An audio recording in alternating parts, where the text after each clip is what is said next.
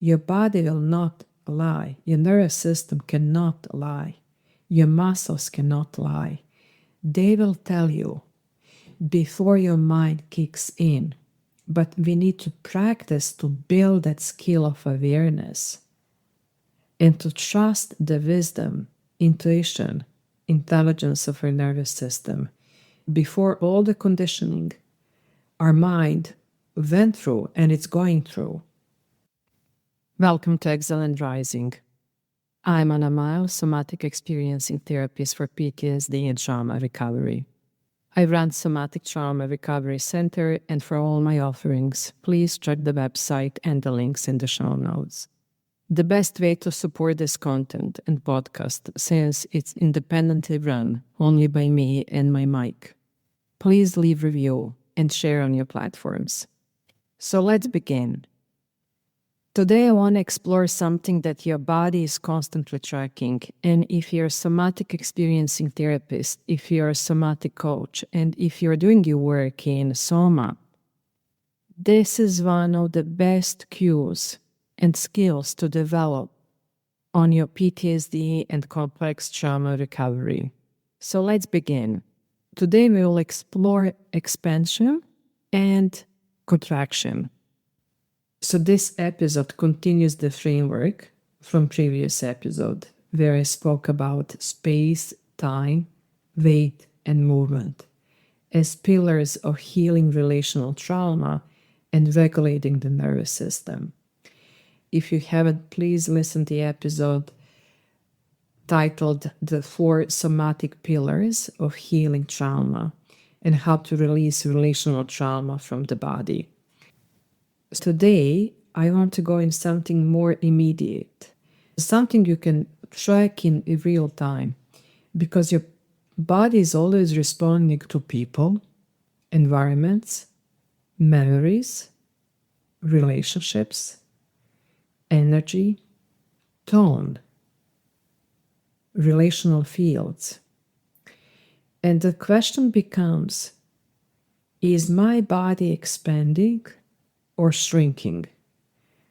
This is very, very important in your trauma recovery, in your PTSD recovery, and in your day-to-day living. Awareness. Am I expanding? Am I shrinking? So your body is always responding. And most people try to understand relationships only through the mind. And they can ask themselves, what do they mean? Am I overreacting? Am I being too sensitive? We are so stuck in our mind. We are mind noticers. But they're not body soma noticers. But the body already knows something long before the mind catches up. Your body has enormous capacities, enormous wisdom, and your body tracks all the time safety, danger, pressure, openness, constriction in real time. And many people have lost connection to this language, not because the body stopped speaking, but because survival required overriding it. And our overperformance culture placed mind over body wisdom. So what to track when you're around someone or even thinking about them? Pause and notice. Are your muscles softening or tightening? When I'm next to this person, are my muscles softening or tightening? Is my posture elongating or shrinking? Is my breath becoming deeper or shallow? Do I feel open or compressed? Do I feel grounded or hyper alert? And more subtly, do I feel like myself or like a younger version of myself? This is one of the most important questions because many relational fields pull people out of their adult state into younger survival state. And these inquiries, let it be your handbook. How you observe and how you build relational field around you. Your body will not lie. Your nervous system cannot lie. Your muscles cannot lie. They will tell you before your mind kicks in. But we need to practice to build that skill of awareness and to trust the wisdom, intuition, intelligence of our nervous system before all the conditioning our mind went through and it's going through, before our mind overrides the truth what our body is telling us. And you may normally feel confident, capable, clear, and then around a specific person, you second guess yourself, you lose your voice, you feel small, or you become anxious or feel emotionally younger. What we're observing, somatic therapists, I'm somatic experiencing therapist and somatic touch therapist for PTSD and trauma recovery. We are trained to observe changes in the tone of body. So we are tracking tone changes, posture changes, energy changes. And this is not weakness. This is nervous system entering activation, freeze, or state-dependent memory, because body is remembering something what was threatening for you. And clinically, this is the nervous system shifting between states. When your body feels open, connected, grounded, we are in ventral vagal regulation. And those states are associated with safety, with connection, with expansion, with presence. The tone is more buoyant. There is a fluidity in a tone of our voice as well. And then when your body contracts, freezes, or braces, the system shifts into sympathetic activation or dorsal withdrawal, freeze. And that creates tension, collapse, shutdown, hypervigilance, age regression, where we would now feel not as 55, but 18. And your body is constantly giving you information about perceived safety versus threat. And one thing you really want to embody it in yourself, in your learnings, in your own medicine bag of your own wisdom, is that every relationship has a tone. Look for the tone of relationship. Look for the frequency. Observe that. Felt experience. And this tone is created through space, time, weight, and movement combined together. Please listen my previous episode, 4 pillars of somatic healing.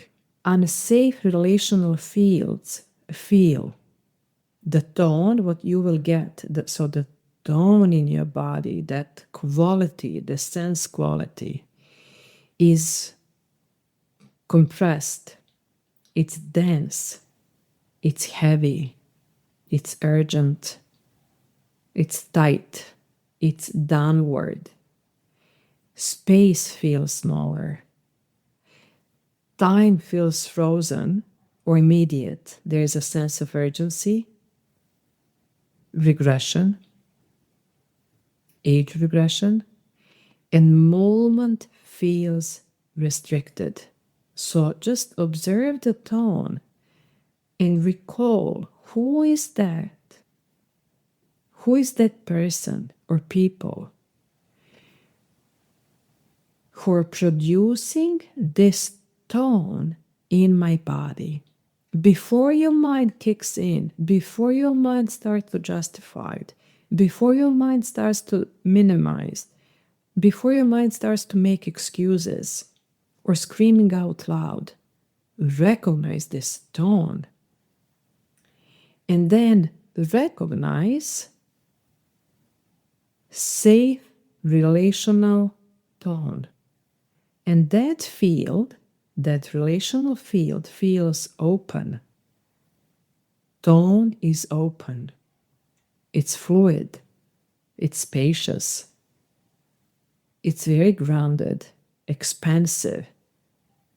It goes upwards, so you feel taller. So there is a quality of gravity and anti-gravity. It's not collapse. You feel more yourself. You feel more relaxed. You feel more alive. There is a tone of vitality. So the body feels upwards and onwards into heaven and into earth, grounded and expanding at the same time. That's the tone. So pause here and recognize, recall, who is the person in my life with whom I have this quality of this tone? The tone in my body. What's the tone of my body? With this person, where I am open and fluid, spacious and expansive, grounded, me. So your body is never confused. This is one of the most important truths. That's why we have so much brilliant tools in somatic therapy, somatic experiencing therapy, and other somatic modalities. The body is never confused. The mind is. The mind can justify. They didn't mean it. It's not that bad. You're making things up. Oh, it's your intuition probably is wrong. I'm overreacting. Or I should stay. I should forgive. But your body already responded. So listen that. Build that trust in the tone of your body, in the frequency of your body, because it already knows. Your soma knows contraction versus expansion. Am I contracting with this person in this space, or am I expanding? Safety versus danger, or safety versus confusion. It doesn't have to be big as danger. It can be, I feel safe. Oh, I feel confused. Confusion is a step before neglect and abuse. Or your body can feel regulated versus activated. And learning to trust. This is a huge part of healing. So this is what we do in a somatic therapy. And then we have expansion as a decision tool. So this is now more than awareness. It becomes your guidance. When you begin asking yourself, where do I expand and where do I contract? And from there, what do I increase in me with this person? What do I reduce with this person? Is this person reducing me? Is this person expanding me?